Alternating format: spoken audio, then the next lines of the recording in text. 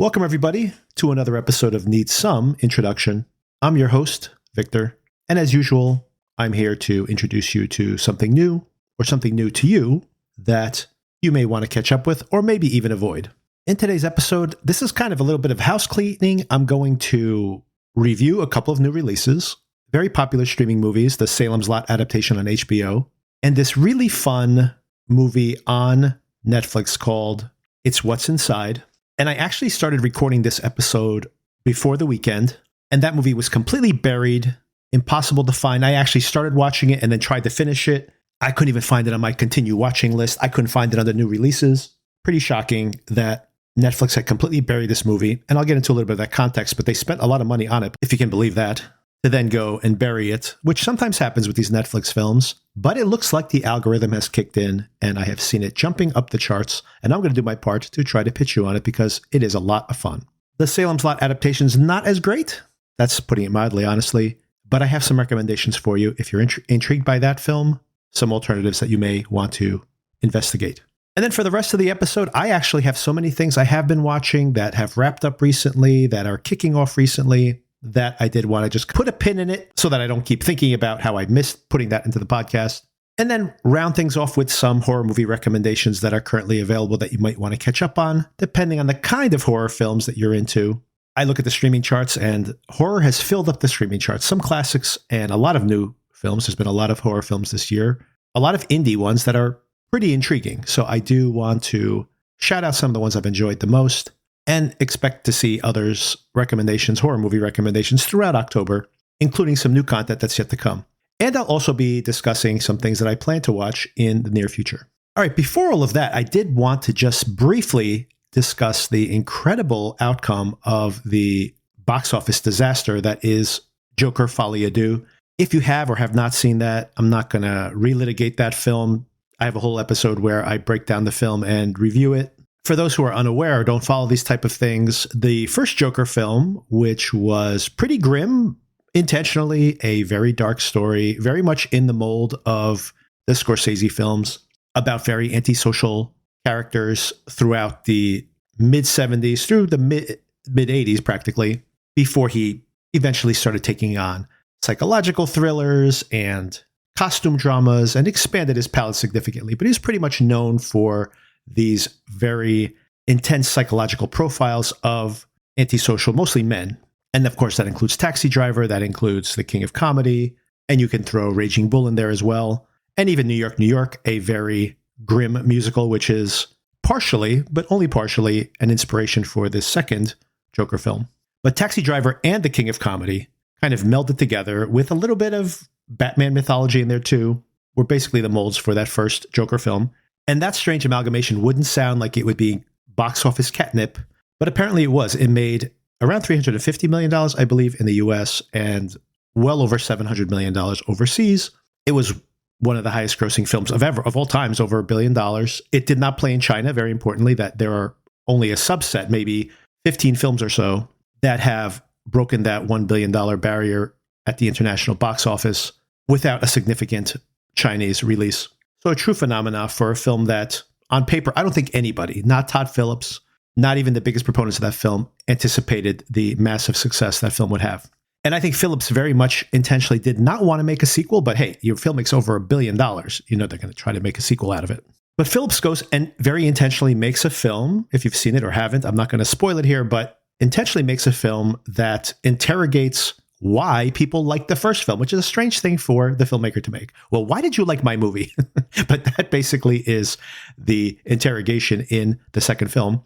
And somehow, this is the part that I find so fascinating. Somehow this tone, this scolding from the filmmaker, somehow the general public picked up on that, because there have been plenty of films that come out and have bad word of mouth and don't drop off of a cliff this way. So those are the two things I find fascinating. One is that there is this superhero fatigue. And I do want to call out that the whole Joker thing, part of it is obviously people do not like this movie. This movie got a D cinema score. For those who don't know what cinema score is, this is a scoring mechanism. There's also Post-Track, a different one, which gave it 1/2 star, not 1 star. 1/2 star is the average rating on this film. So it gives you an idea of just how negative the word of mouth is. And of course, this is not the general public. These are people who are coming out to advanced screenings the night of the previews, basically. So oftentimes you'll see something that is very fan servicey will have glowing cinema score reviews, A pluses or whatever. And then once it hits the general public, the word of mouth is not as strong as you'd expect because, of course, it's a self-selecting group of passionate followers who turn out to these early screenings. And in this scenario, the most avid folks that are interested in this Joker film are probably the ones that will be most offended and most turned off by it, which is to say it may find an audience at some point. I mean, a sliver of an audience, to be honest, as it eventually becomes available to stream and to rent.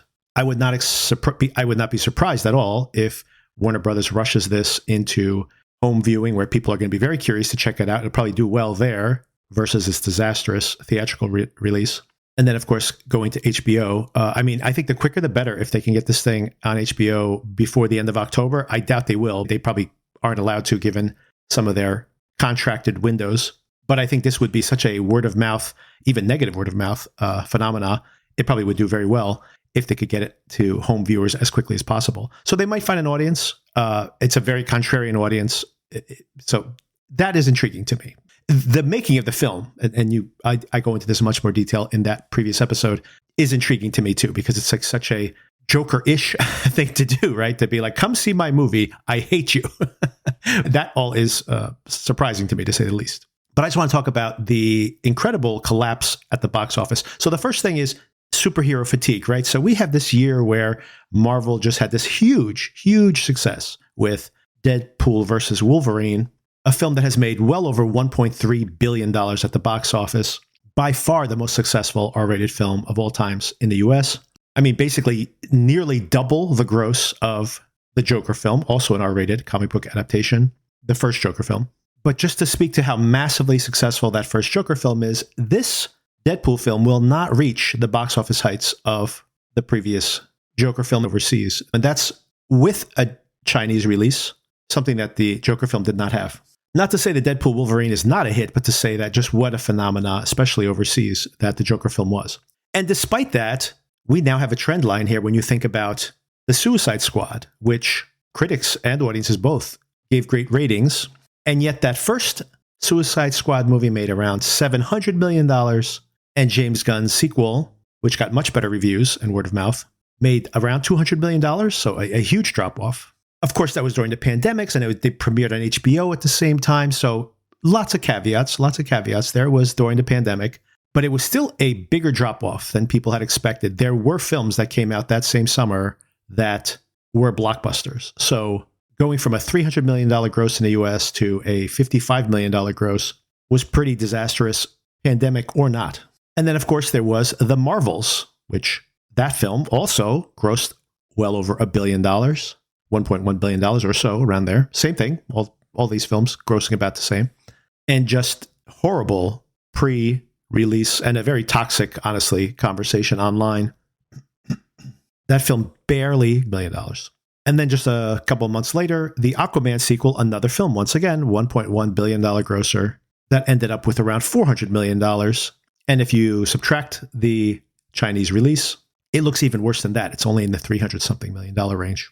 So again, a massive drop-off. These films we're talking about, 70, 80, at best 60% drop-offs from the previous, more successful franchise entries. So despite the Deadpool film, maybe the fatigue of superhero films continues. Oh, I didn't even mention the Shazam film last year.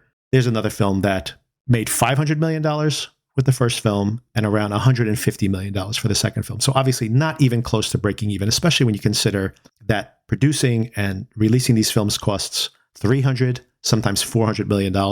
And that's about what they spent on this Joker film. $200 million to make them film and about $200 million for all the overhead and promotion. They'll probably scale that back given how big a flop it is. But there's no way they spend less than $350 million or so on this, even with a scale back, which means this movie is going to lose a huge amount of money. So to put things in comps, once again, speaking of a franchise closer that people really despised, Halloween Ends came out also in October. It premiered on Peacock at the same time. Audiences disliked that film, but believe it or not, gave it a C+, which is still better than the cinema score that this Joker film is getting. And that film opened with a $40 million opening weekend.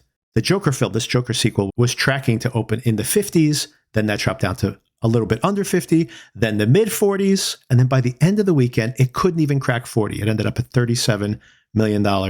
And I just bring that up because Halloween Ends, which got terrible word of mouth, opened with $40 million, ended up with 65. Joker has worse word of mouth, could not hit $40 million.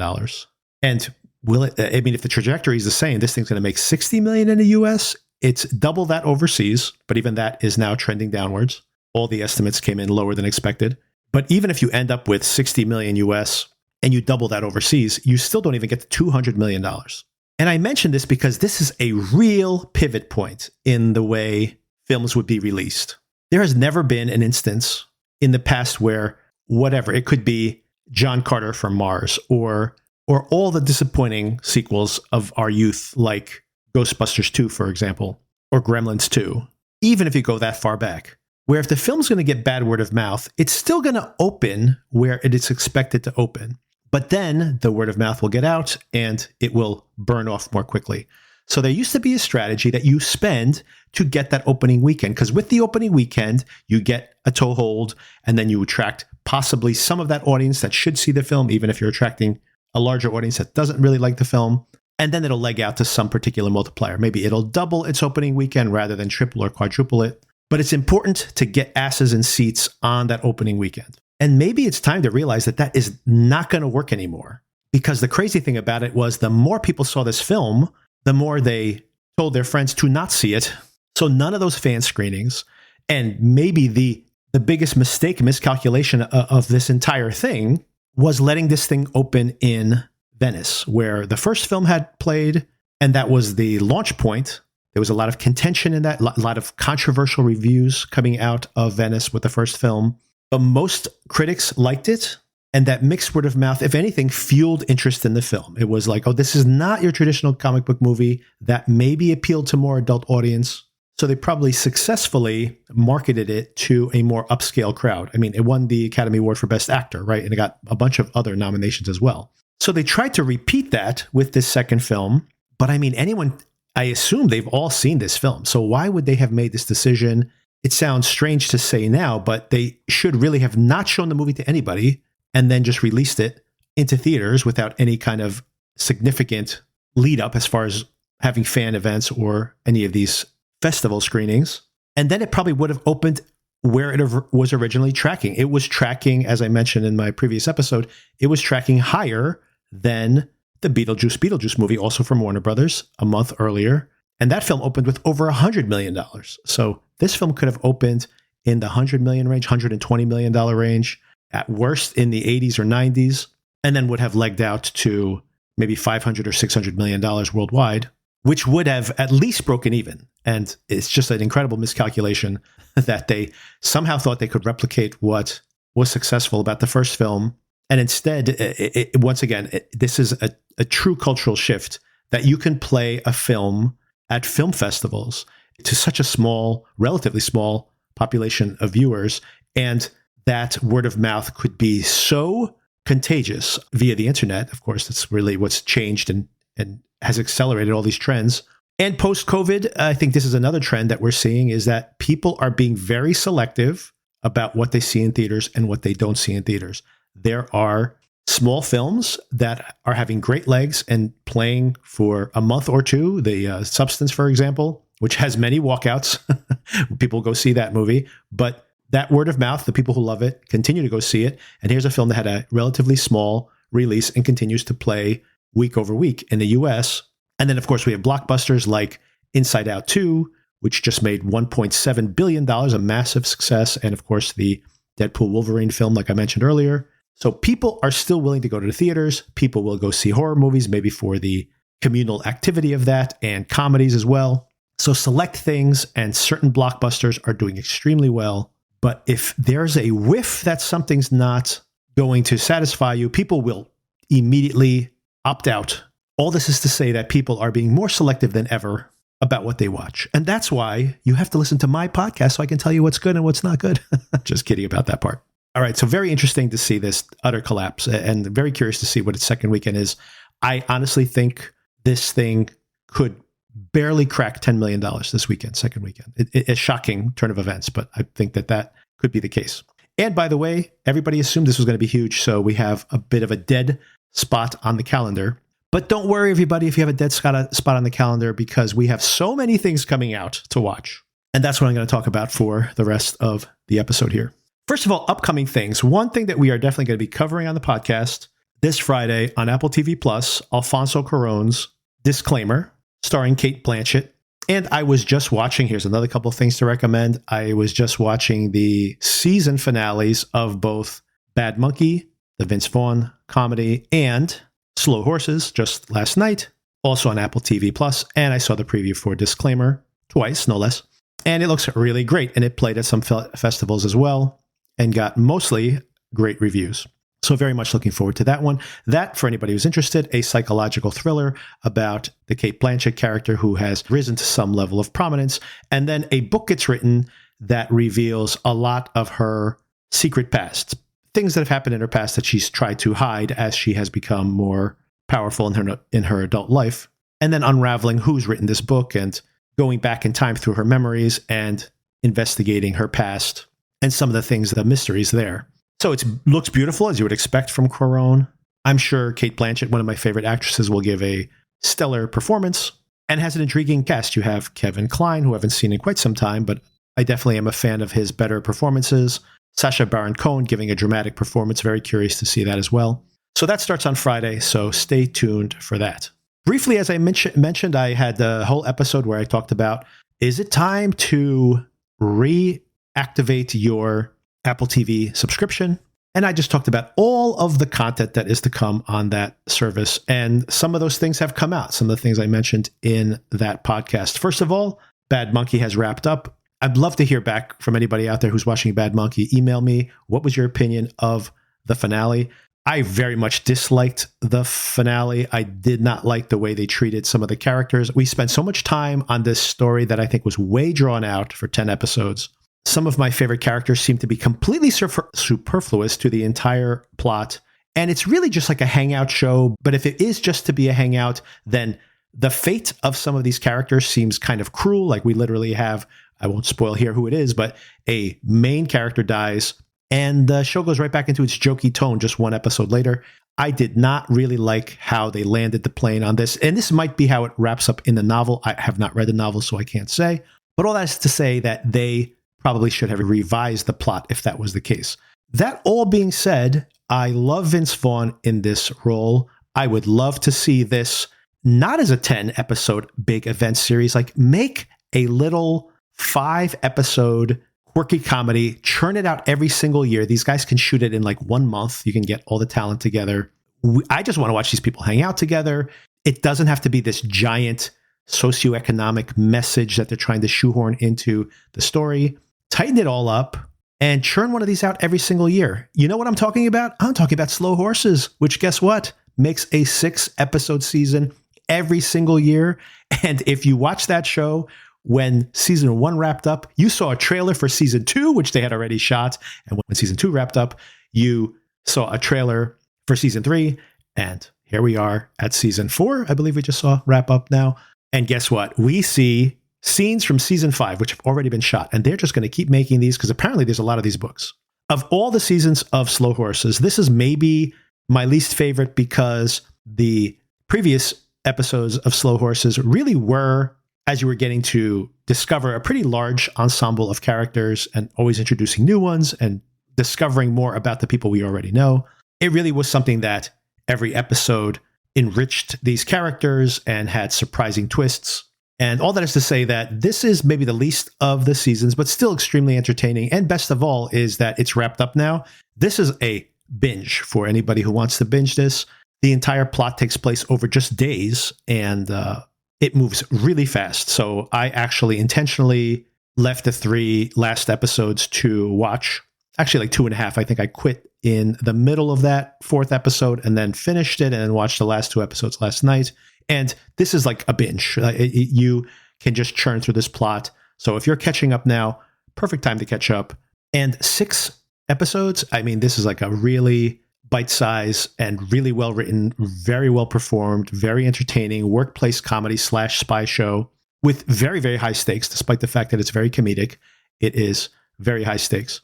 And that's just wrapped up. So there's another reason to turn on your Apple TV Plus subscription. And let me give you at least one more. I probably will have yet even more Apple TV Plus comments to make in the near future. But Wolves. So this is George Clooney and Brad Pitt. And the pitch for this is, if anyone has seen, I'm sure you've all seen this, Pulp Fiction. You remember that you call in the wolf when you need to clean up a situation that's like, how are we possibly going to get out of this situation? There's a guy played by Harvey Keitel who's the wolf, and he comes and he cleans it up for you. And in this case, that's exactly what happens. Amy Ryan gets into a very embarrassing situation. She's a prosecutor, I believe. She's thinking of running for office, and something really bad happens at the very, very beginning of the film, and she needs someone to help her clean it up. And she calls George Clooney. And Clooney is the wolf, and he shows up and he assesses the situation. He says, I've got it figured out. I got this under control. You just have to clean up, go home, and pretend this never happened. Phew. And then it turns out the hotel, which has cameras in all these rooms, has also seen what's occurred on their hidden feed, and they have called in a wolf of their own. Clooney's character very entertainingly says, nobody else does this but me. And then Brad Pitt walks into the room. And then that's it. It's the dynamic between these two wolves as they navigate the situation, try to figure out what's actually going on.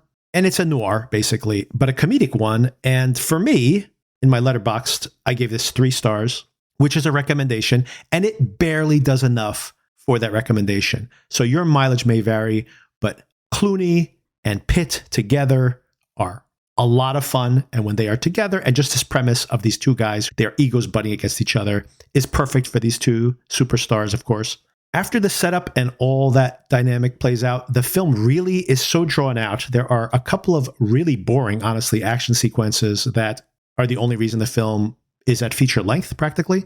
And it doesn't even need them. And like I said, such low stakes. Like literally, it's a foot chase through the streets for 15 minutes of the movie. It's not very exciting, although occasionally funny. But the film overall, on the charm of the 2 stars, is entertaining. I would recommend it. And especially if you like Clooney and Pitt together. And can we just have an Ocean's film already? Can we? I mean, Apple TV already had The Instigators just a month earlier, where you have Casey Affleck and Matt Damon. And that's a film that is not as good as this one, but has better action and has some of the same charms. Damon and Affleck together, Casey Affleck, that is, not Ben, have great chemistry, a lot of fun. And let's just get these guys together in a movie already. Let's make another Ocean's film. So that is The Interrupters and Wolves on Apple TV Plus. Wolves is the better film, but both entertaining if you especially like these guys hanging out together, which is the appeal of the film. As far as this weekend goes, considering that we have no big theatrical release, a few things you might want to check in on. Thursday, just tomorrow, Max has another horror movie premiere. We'll be talking about last week's horror movie premiere, Salem's Lot, on Max.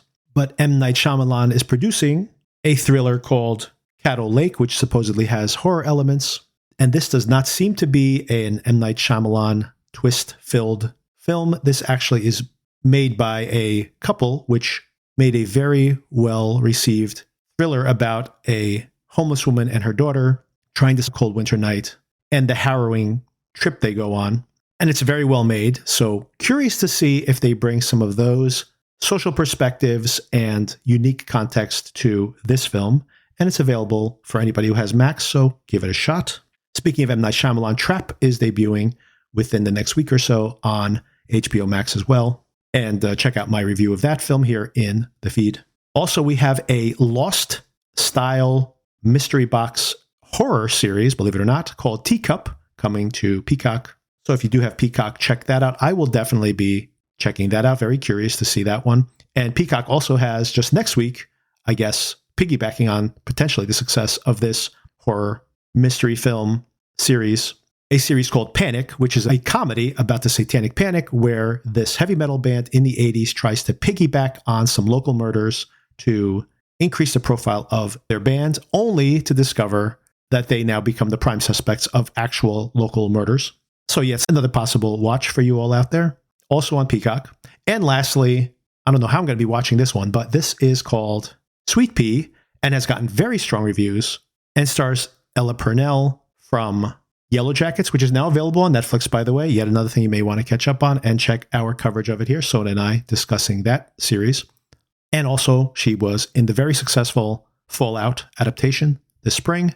And now in this series based on a bestseller about this girl who is a bit of a wallflower who starts making a kill list of all her enemies and empowers herself by becoming a serial killer and murdering all the people who are getting in her way. And that's available in the US on Starz, but it's available on Sky in the UK. So I do think this is going to be widely available across multiple platforms all over the world. So I am going to try to find a way to watch this, maybe a free trial, Starz trial. But I do call this out because I used to get Starz for free in my cable package. And I don't even know if I still do or not because I never watched Starz. So it's possible I may have this. So I call this out because it's gotten very good reviews and most people do not watch Starz, but you may still have Starz as part of your standard package. So do check it out if you have it. And I will figure out some way to watch it. Someone must have a subscription out there that I can piggyback onto.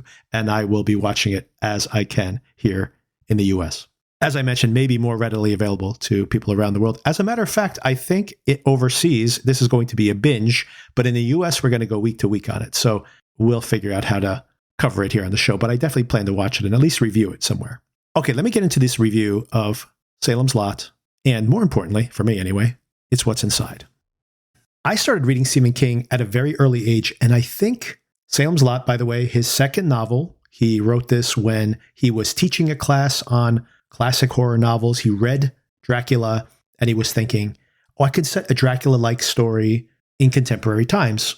And as you know, all his stories are interconnected. Characters recur across different stories, or someone will just mention in passing, remember what happened to that other town and what happened in Deary. And of course, the Castle Rock series on Hulu, which is no longer active, but I think there's 3 seasons of that show, tried to interconnect all these different stories and characters, the extended Stephen King universe. And Salem's Lot is probably the second or third novel of his that I had read. And as I mentioned, the second one he had published after Carrie, which turned into enormous success and of course launched his massive publishing empire.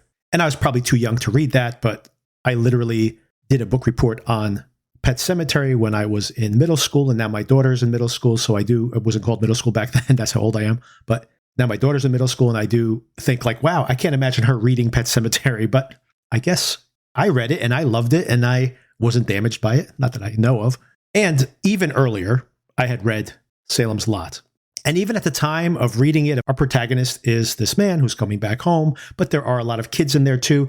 And it is a prototype, honestly, revisiting it now, for the It mythology only. Instead of having this killer clown and the supernatural being of evil, we have this explicit vampire. But you could basically say that the It character is a vampire of a sort.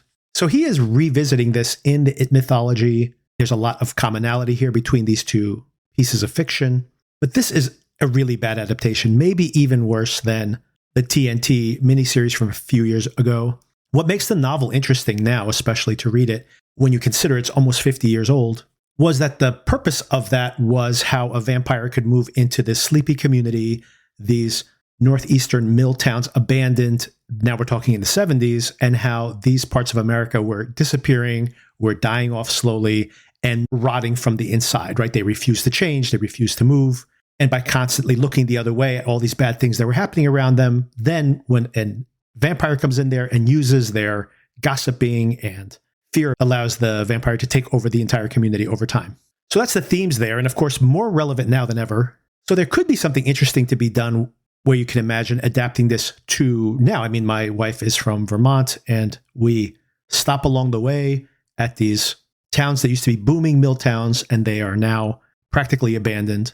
And you can imagine that being a perfect setting for revisiting these same themes. This film doesn't choose to do that. Instead, it goes and sets itself back in the 70s, trying to be a little retro, trying to have a little bit of that feel.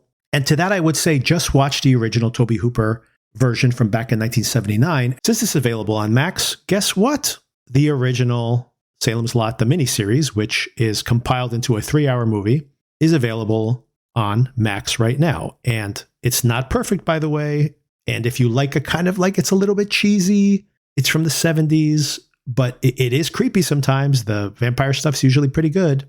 It's directed by Tobe Hooper. So if you are participating in Hooptober on Letterboxd and you need a Tobe Hooper film for your punch card, this miniseries was made by Tobe Hooper in '79, about 4 years after that Stephen King novel came out. It was only his second novel, coming after the huge success, box office success of Carrie, and before The Shining, the theatrical release of The Shining, Stanley Kubrick's classic. And in the context of Tobe Hooper's career, just a few years after his breakout with The Texas Chainsaw Massacre, and about 4 years before he would have another huge blockbuster, Poltergeist.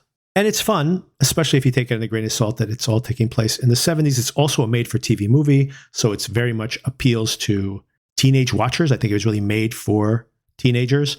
And I'd say that's kind of a missed opportunity with the new Salem's Lot. It's got an R rating. I don't even remember why it has an R rating, to be honest with you. There's nothing in it that I find so disturbing, even as disturbing as like It, for example. So it probably would be a good teen horror, or maybe like preteen horror even, like a 12, 13-year-old. And one of the protagonists is about that age. So maybe it would work for that audience. That's about it. I mean, this is not a scary movie. Okay, another recommendation, also available on Max, also inspired by Bram Stoker's Dracula, is the very fun, I mean, when I was a teenager, this was one of my favorite films, original version of Fright Night from 1986, maybe 85, which I just rewatched relatively recently, just a few months ago, and that still held up. A lot of fun.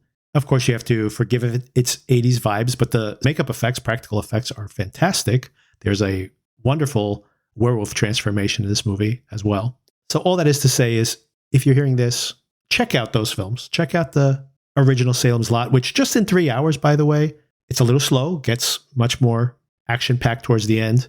As a movie, as a 3-hour movie, it probably needs to be tightened up because, you know, obviously it's broken in half for the original series and they haven't really retooled it in any way. But if you forgive some of that slowness early on, it actually pays off because you spend a lot of time with just characters getting to know each other. You get to see their backstories. You get to see how they live. And of course, when the town starts turning into vampires, there is more at stake there. You feel the loss a little bit more of the community, which of course was the point of that original novel. And if you want a self-aware, very fun film that plays with a lot of the mythology around the original Dracula novel, check out the Fright Night movie from 1985. Oh, and one more recommendation, very much, I'm certain, inspired by definitely Stephen King and probably by Salem's Lot, is the excellent Mike Flanagan miniseries on Netflix called Midnight Mass, which was very popular back in its day, a couple of years ago now when it came out. But if you've never caught up on that, definitely check this one out. But it really feels like it could be a Stephen King novel with some other elements as well. Definitely inspired by Salem's Lot, definitely inspired by Dracula, the novel, which of course was an inspiration for Salem's Lot, the novel. So there's yet something else I would recommend above this new adaptation. If you folks listened to an episode I had during the summer where I was previewing some of the horror titles that will be coming in the back half of the year, you heard me mention that, well, maybe this year is when Warner Brothers will finally release the Salem's Lot, the Stephen King adaptation, a film they shot in 2021, which is directed by the writer of the It adaptations, which were massively successful, who's also directed previously for Warner Brothers one of the Annabelle films, and I believe wrote all of them as well, and produced by James Wan. Of course, James Wan is the producer of the Annabelle movies as an extension of the entire Conjuring universe, which they're up to 7, 8 movies at this point. And this director, Gary Doberman, who also wrote the screenplay for this Salem's Lot adaptation, also wrote many or most of those films in that extended Conjuring cinematic universe. And if you ever wonder what a difference a director makes when maybe the script's not 100% bulletproof, James Wan, obviously someone who knows how to make a film, who has spawned multiple hugely successful movie franchises. And of course, the It adaptations, also hugely successful. And here we have Gary Doberman, a relatively novice director, and he has made this absolutely, in my opinion, terrible, terrible movie. Now, I don't want to just bag on the film. I think there's some interesting points to be made, and I don't want to lay all the blame at the director's feet. This film was to be released in 2022, I believe. At this point, it's already 2 years old. And Warner Brothers kept moving the release date. And you think about how even a movie like the Pet Sematary remake from a few years back was very successful, made well over $100 million. Last year, The Boogeyman Also not a great film, but was a pretty solid box office success. So the idea that Warner Brothers was hiding this thing and not releasing it did not speak well. So most people started to worry that this thing was never even going to come out. And then literally 1 or 2 weeks before this premiere, it seems that Warner Brothers decided to dump the film this weekend. Maybe not coincidentally, by the way, dropping the film the same weekend that Joker Folie à Deux came out. And maybe they're just dumping this here so that it'll be forgotten in the wake of the bigger failure of the Joker film. And I do want to talk about the film a little bit. First of all, I dissuade you from watching it unless you are some kind of Stephen King completist or you love the Salem's Lot mythology and you've seen all the other adaptations. I mean, it's maybe the worst of them, but there are probably, I would assume, extenuating circumstances that maybe will come to light at some point. Maybe it was COVID. Maybe they needed additional reshoots. Maybe the budget got out of control because of shutdowns from COVID. Once again, I don't know if that's the case.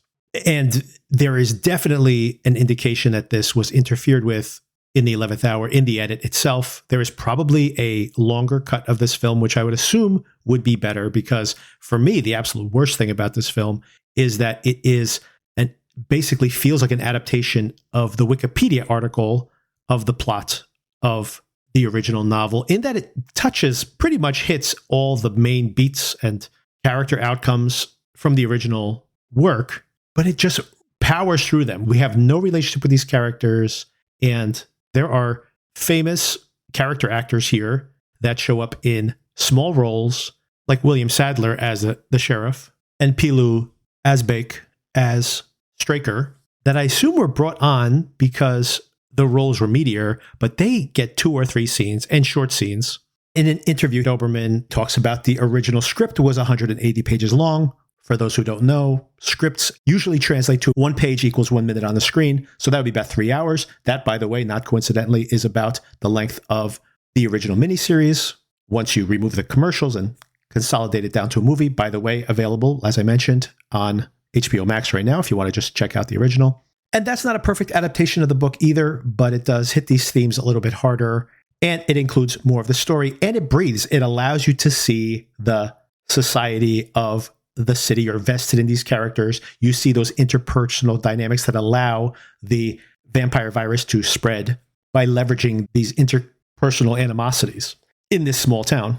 So I am certain there is a longer cut of this film, which would be a better film. Now, would it all work? I'm not saying that, but I'm certain it would be a better version than this. And I can't understand how, especially with this decision to go straight to streaming with the film, which I assume wasn't made a week ago, it was probably made months ago or a year ago, there wouldn't have been time to accommodate more of the story, because there are literally scenes here where early on in the story, it appears that it takes days or a week for someone to become a vampire. And by the end, just because of the way the film is edited, I'm sure in the original cut, there was some time in between these events, but they cut the things together where they are literally running from one location to the next.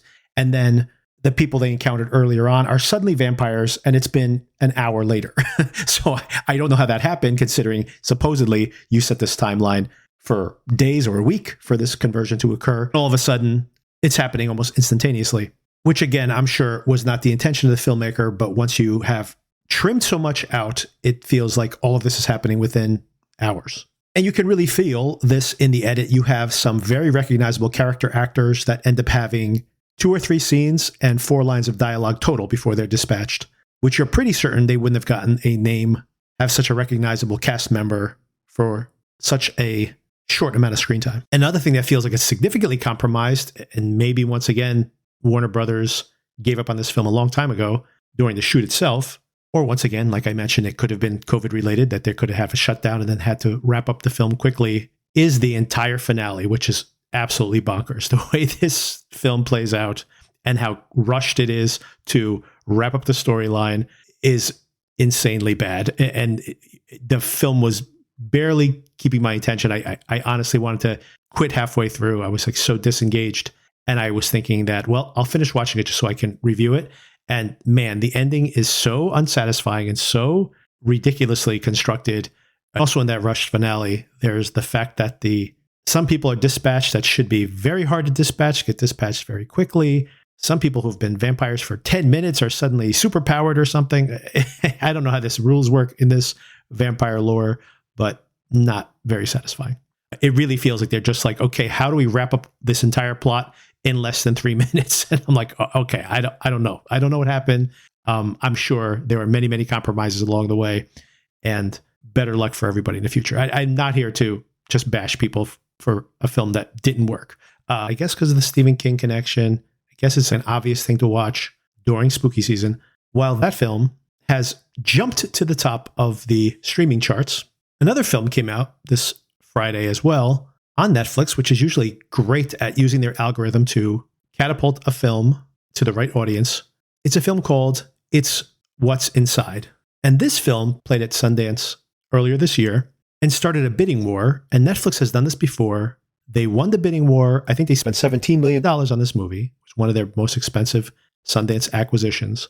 And now it's being completely buried. This has been marketed almost from the very beginning, even when the initial reviews came in, as a horror film, horror comedy perhaps. And I'm pretty sure that's why it's getting dropped here in October, because it is going to be vaguely horror adjacent. I'm going to put it on my horror list because I put it there from the very beginning of the year as something to watch. And I also want any excuse to promote it again because, spoiler alert for my reaction, I really very much liked it. But mostly I just want to talk about it because it is like buried in the Netflix algorithm. I had to search for it. I could not find it. I went under new releases, and then it was under comedy when I was scrolling through my front page with the tagging that it was recently added. And worse than that, I started watching it in the morning on Friday and then took a break while I was at work and then tried to pick up again later. And it wasn't even under my continue watching options. I don't understand if you're going to spend this kind of money on this film to not release it theatrically, which fine, because Netflix sometimes can make these films really connect with an audience at home. Just recently, the excellent Jeremy Saulnier thriller Rebel Ridge, and what a total phenomenon that has been on Netflix. But sometimes if they don't have an easy way to cross-promote to their audience, these titles, I think, just seem to get lost. So all that is to say is you should watch this. The less you know about it, the better off you are. But they give this away in the very trailer, something that you don't necessarily need to know. And maybe I'll start there. So this is about a bunch of pretty annoying, entitled young people. If you were a fan of Bodies, Bodies, Bodies, then you should definitely watch this film. And even if you weren't a fan of that one, I was a fan of Bodies, Bodies, Bodies, by the way. But even if you were not a fan of that, it doesn't necessarily preclude you from liking this film. It definitely has some of the vibes from that film, some of the energy from that film, even more skillfully made. I think that's one of the key selling points here. The film keeps moving. There are very interesting film techniques in doing these exposition dumps. We need to know who these people are, their relationship to each other, the grudges they may still hold. So there's a lot that needs to be explained to us just as context to this whole entire thing. And whereas that can be eye-glazingly boring, or you don't even process it effectively to be able to appreciate some of the dynamics that play out later on, there is never a scene here that isn't thought out to be conveyed in an interesting way, whether it's exploring the technology itself or the relationship between these characters or their dynamic. There's a lot of very cool use of split screen. There's a lot of really cool use of screens and how those screens impact these characters as they present themselves to each other. And let me rewind here a little bit. Once again, these young people, they all get together. They all went to college together or knew each other around that time in their lives. They're getting together for one of the friends' wedding celebrations that weekend at a beautiful mansion. Once again, thinking of this neon colored mansion, of course, reminds you of Bodies, Bodies, Bodies. And these are a bunch of very talented, I thought, young actors. I don't recognize practically any of them except for Brittany O'Grady, who many people saw in the first season of The White Lotus. And some wackiness ensues over the course of this weekend. Now, here I'm going to give you just the spoilers that are already in the trailer. So what happens is they all get together at this pre-wedding celebration. And one of their friends, who they're not even sure if he's going to show up or not, called Forbes, who disappeared from the friend group when he got into trouble at some party that he hosted, does turn up, and he turns up with a suitcase. Apparently, he had a reputation for wanting to play games whenever they got together at parties. And he has a new device that he's been working on. He's apparently some genius who moved to Silicon Valley and then kind of disappeared. And what the device allows people to do is to transfer their minds between bodies. And this is really an intriguing prospect, they have this little sample of the little bit of an initial experiment, just a teaser for 20 seconds or so. Everybody freaks out, but then they decide that they're on board and they want to do a longer experiment. He mentions that the game they like to play the most when they test this out back at his labs is a game like Werewolf or Mafia or Among Us, for anybody who has kids who love to play Among Us, where somebody is the wolf in sheep's clothing, basically. In this scenario, differently but similarly, you try to guess who is in the other body. So, of course, you have the assumptions you make based on looking at somebody, but can you identify your friends, these people that you've known for a very long time, simply by seeing their behaviors? Or can you force them to reveal their identities? So this longer version of the game plays out, and they're going round by round, and if you get identified correctly, then you are out of the round. And then just like you would for a game like Mafia, whoever's last identified is the winner. And basically, as you would expect with that kind of setup, as the rounds proceed, all of these psychodynamics start to play out. We've discovered that Shelby, the Brittany O'Grady character, idolizes her friend who has 8 million Instagram followers. She's some kind of influencer. And it turns out that her boyfriend, who she has a very unsatisfying relationship with, is not so secretly lusting after this other girl.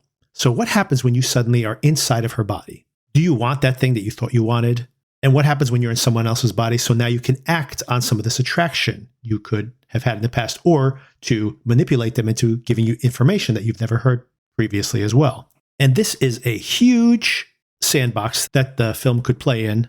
And it doesn't fully take advantage of this. Like, there really is a much more interesting version of this film, but you could easily, having set up the rules with this film, you can easily imagine, if it was popular, if Netflix cared to turn this into a franchise, because now you could use this as a jumping off point to continue the story with some of these characters, or maybe the device has shown up in someone else's hands and wackiness ensues. Now I say wackiness ensues, and this is branded as a comedy. First of all, really not a horror film, but this is more horrific in many ways than the Salem's Lot film was. Not because it doesn't have more overtly horror elements, but because being trapped in the wrong body, for example, could obviously be the premise for a horror film. But it's definitely a thriller, but a fun one. So not necessarily a comedy, but definitely a fun type of film. And you're on board for the ride. And I think you should watch it. If that sounds intriguing to you, then watch it. And then I don't want to go into any details, but the film is doing some interesting things with the material, not fully capitalizing on it, but let's just say that something happens, which I spotted very early on, like, oh, this is going to happen. And then somehow I was just so caught up in the film, I forgot that that's what was going to happen. So when it happened, it still shocked me, even though I had predicted it 10 minutes earlier. And let's just say that there comes a point where the machine fails to get everybody back into the correct bodies. And then there's this negotiation. Who wants to stay in the bodies they were in? Who wants to jump back to the way things were before? And suddenly there is this animosity about people who want to change the bodies they're in versus the ones who do not.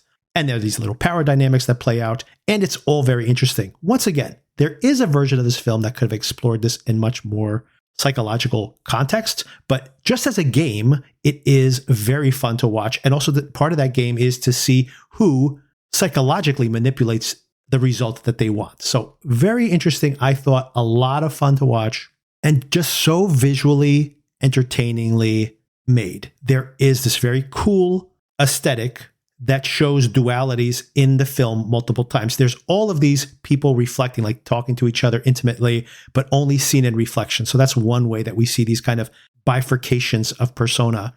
But we also see like this very cool shot, for example, where we have a straight ahead shot of the driver and passenger in a car, and then the camera moves around to the driver's side. So it all folds into this double shot, which I don't even know how they did it. By the way, the director is also the editor and does the special effects. So incredible job there, being able to control so much of this vision.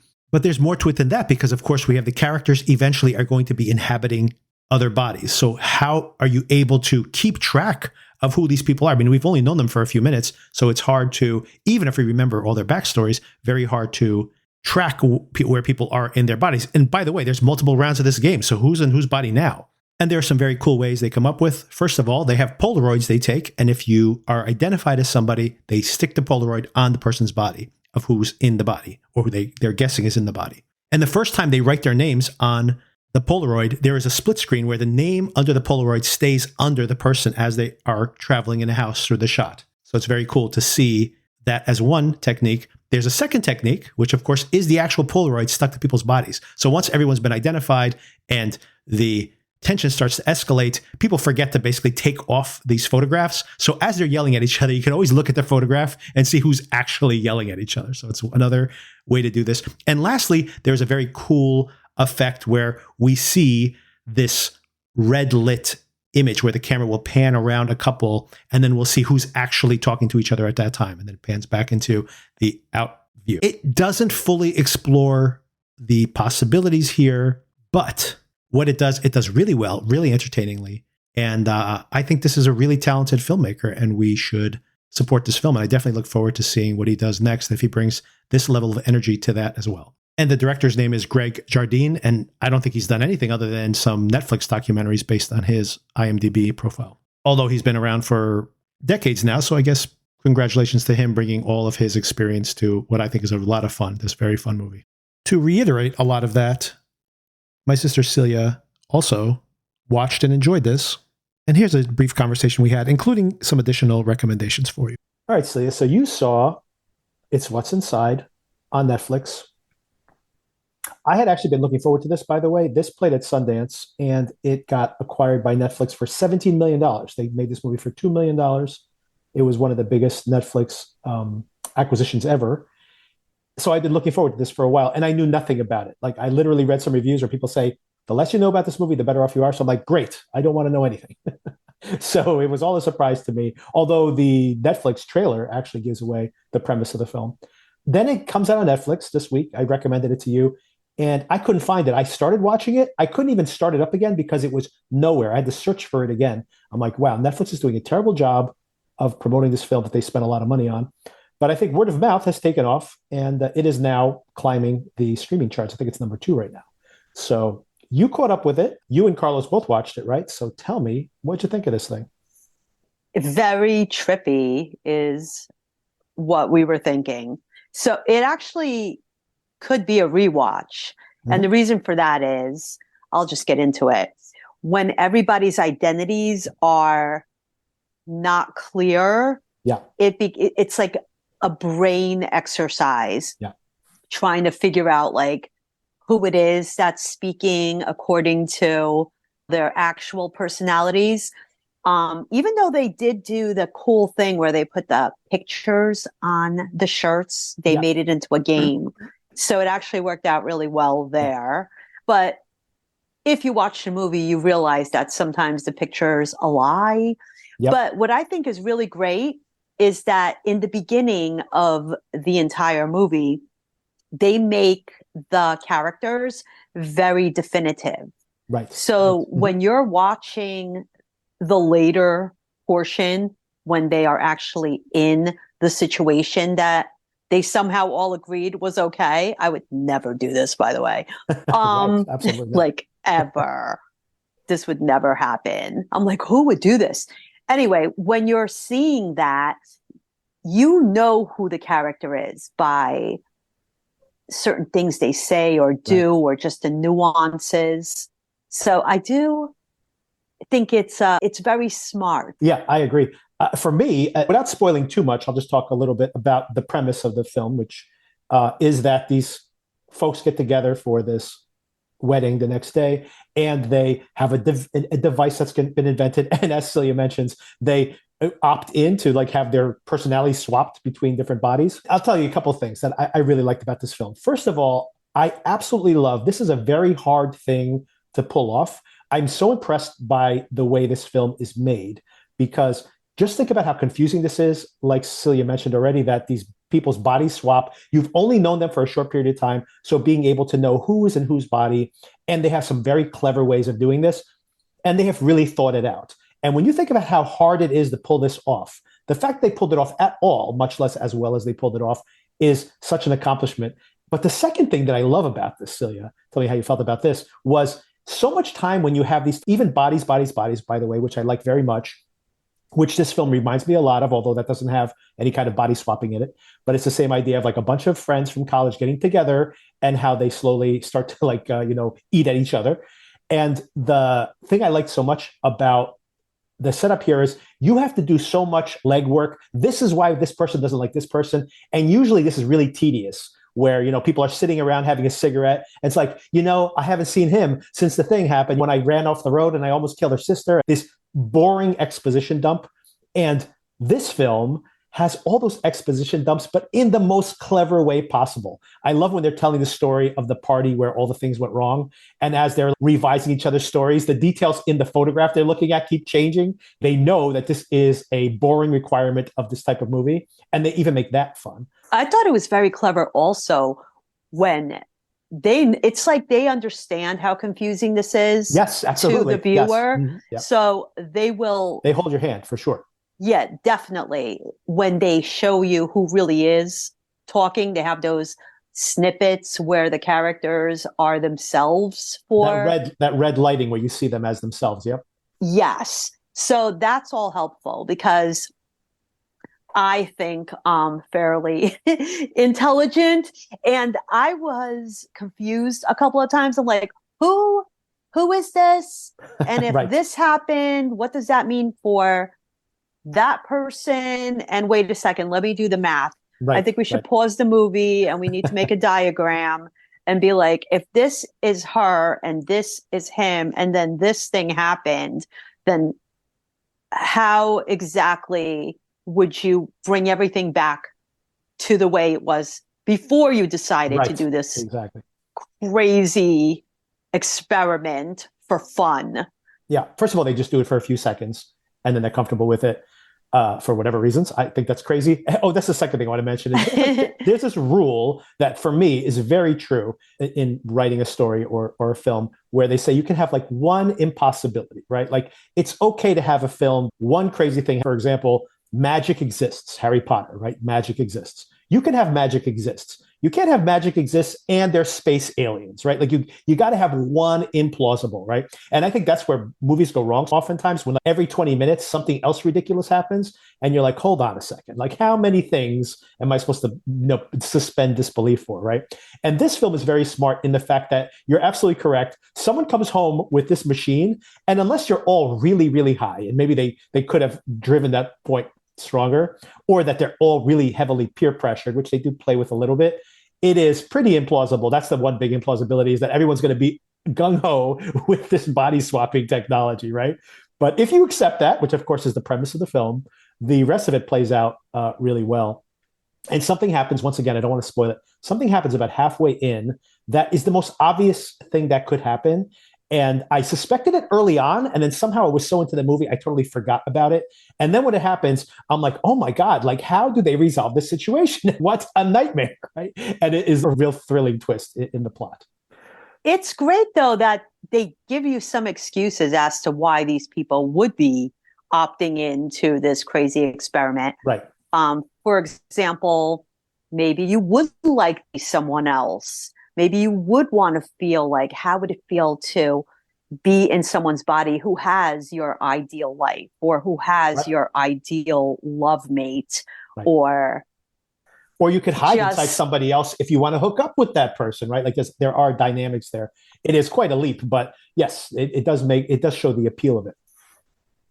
And then the peer pressure also, because there is one character who's extra nervous about this, and he is pressured into attempting this because his girlfriend is so adamant. So they play with the peer pressure very well also. I can see maybe somebody being like, oh, okay, I'll try it. I don't want to be the person who is the bummer. I mean, not me personally. But that one person no way I'm doing this. but that wouldn't be like one person being, are you out of your mind? Like, what are you talking about? I would be like, literally are you out of your mind? Right, I don't care. Exactly. Don't be friends with me. Break up with me. Yeah, exactly. Like that, whatever. I'll survive. I don't know about you people, but I am totally okay with everyone breaking ties with me here if this is how it's going to go. But most people are not like that. Let's be real. Most people are not going to just be like, I hope some people would, but most people are going to be like, okay, I would still like to keep all my ties, and maybe it's not so bad. And the movie's very logical when it comes to how do you get all these people to do this thing? So it's not as far fetched as if you were to just read a synopsis, you would think it was. Right. Yes, I agree. Yeah, they sell it, even though, yeah, when in retrospect, like if you're telling somebody, everyone will be like, I would never do that. And of course, this is the type of movie that is, for me anyway, like a total blast. So of course you want them all to do it. Sometimes you're in a movie that is a thriller and you're like, don't do it, you moron, right? This is the type of movie where you're like, do it.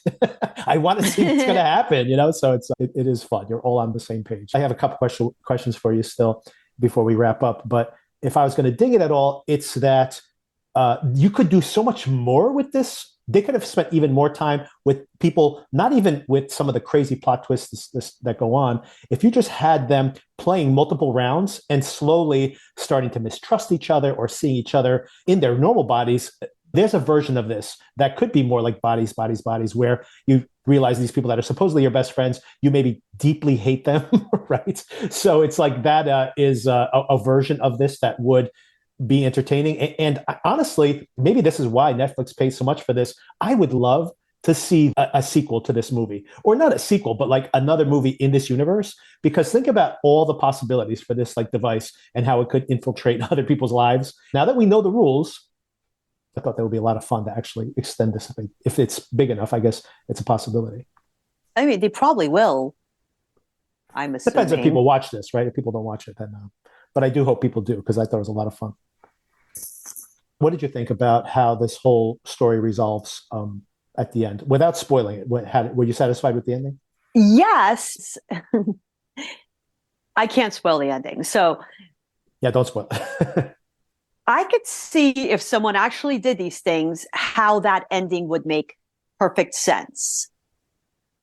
And it kind of wraps all the way back to the beginning, to even the first scene, the interaction between specific characters and why they're unsatisfied with their life. And it wraps all the way back to the beginning. So I thought the ending was good. It was a good way to go. And then also more things we're not going to spoil because it's kind of the fun. Yes. There's a one additional twist at the end, which I thought was a lot of fun.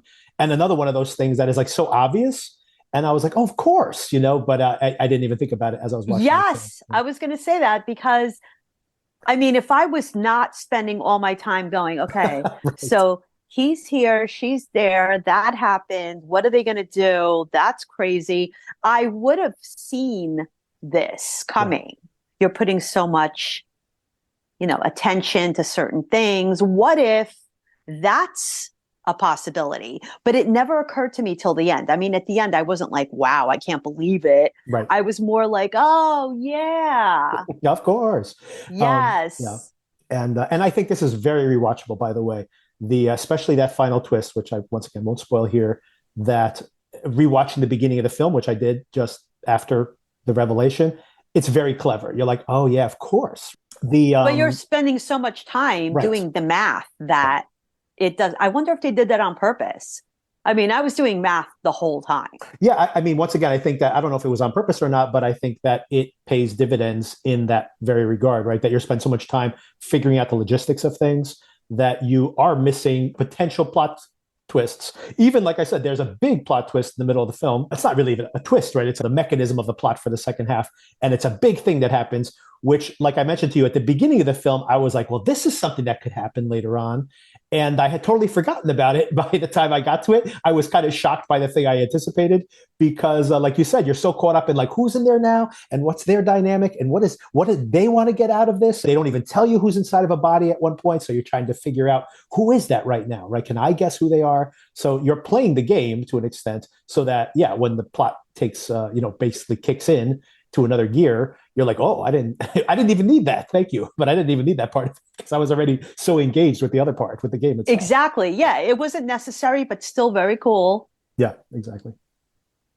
So yeah, very fun. And I think it's definitely going to be watchable and rewatchable. So I think that should be a way to sell it. Very much look forward to what this filmmaker does next.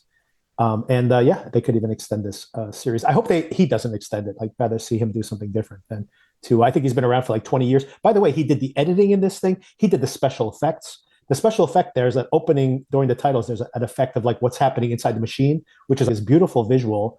I'm very excited to see this guy who's been working on Netflix documentaries and stuff for 20 years, and now finally gets his own film. And I think he did a great job. He wrote it, he directed it, he edited it, he did the special effects. He did everything. So he did a great job. So I can't wait to see what he does next. Me too. Anything else that you saw recently that you want to recommend? Shout out to the folks. Let's see, what have been, I mean, I've been watching My Brilliant Friend, which I keep bringing Final this season, up. right? Final I season. want everyone to see this. It's so amazing and mesmerizing. And it's like the type of show where even though you wouldn't think you're at the edge of your seat watching it, because it's very like slow moving, it's very poetic. It's got a lot of different timelines and a lot of different characters, and then they aged them up. And I literally am at the edge of my seat every episode. I can't wait to see how this ends. And I specifically don't read anything into it. It's one of the most beautiful series I've ever seen. So I'm obsessed with that right now. And I love the Penguin. I'm one episode behind on the Penguin. It's moving a little slow for me. I might end up binging it, but I think it's really well made. I just think it's a little slow. And I mean, stuff happens, but it's slow. The latest episode is amazing. Oh, is it? Okay, maybe I'll catch up then. It's so good. I agree with you. I was like, I like it. It's so well made, and I like the premise, and I like everything. I like that it's mob influenced. It because I love The Sopranos. I'm love The Sopranos. But I was like, oh, it is a little slow. I'm wondering if there's something real is going to happen that is going to excite me.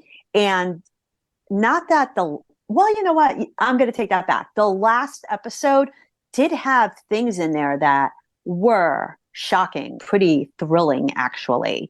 I think you should definitely catch up on that because I'm a fan of the Penguin. I'm definitely going to watch it. I just didn't know if I was going to watch it week to week or binge it. But yeah, now if you said that about the most recent episode, I was waiting for something like for that to kick into another gear. So maybe this will get me more.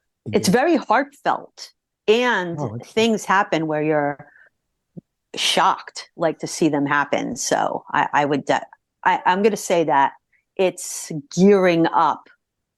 So I'm looking forward to the rest of the season right now.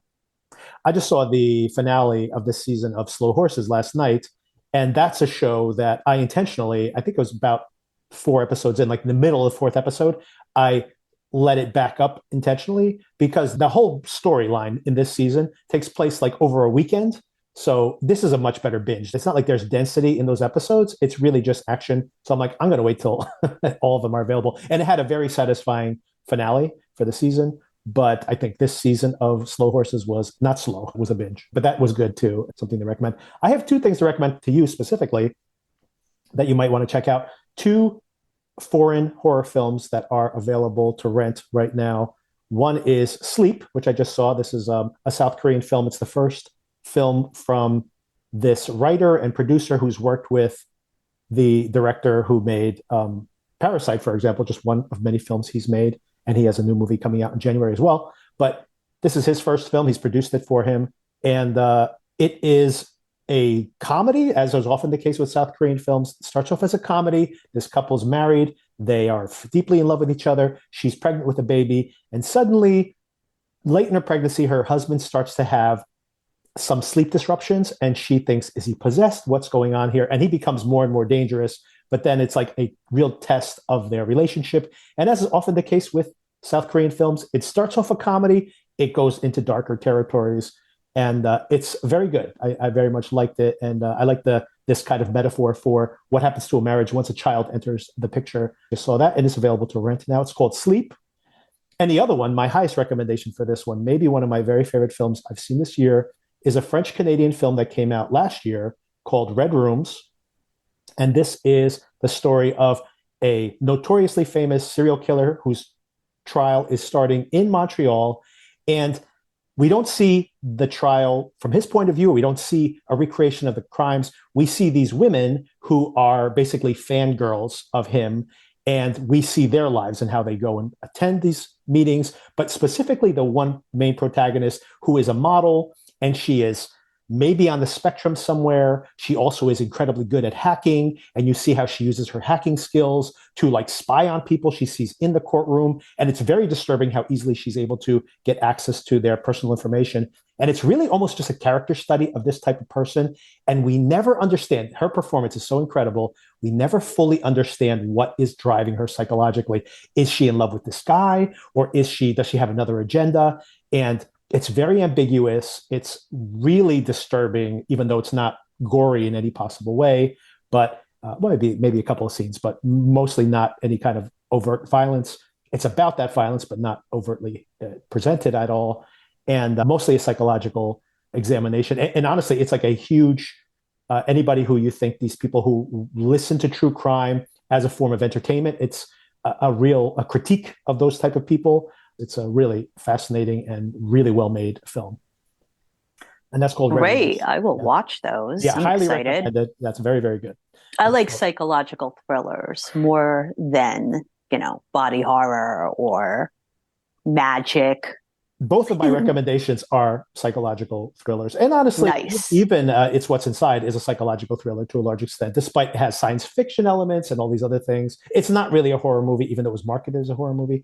It's really more of a psychological thriller comedy, right? What it comes down to is all three of the films I just recommended are mostly character driven. So the horror elements or other elements are just supporting really like kind of a character exploration. Anyway, I recommend all three of them very highly, and all very talented filmmakers. I'm very much looking forward to what they make next. All right, Celia, thank you. Of course. All right, I'll talk to you soon. Right. Bye.